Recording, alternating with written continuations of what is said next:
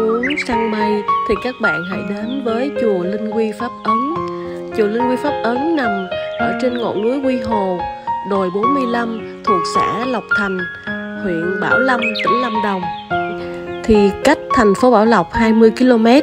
Các bạn hãy đến đây sớm, khoảng 4 giờ 30, và có cái đường đi lên thì nó hơi khó một xíu. Các bạn có thể đi bộ, hoặc là các bạn muốn nhanh, giữ sức thì các bạn đi xe ôm lên trên đỉnh, chỉ 30k thôi các bạn ha.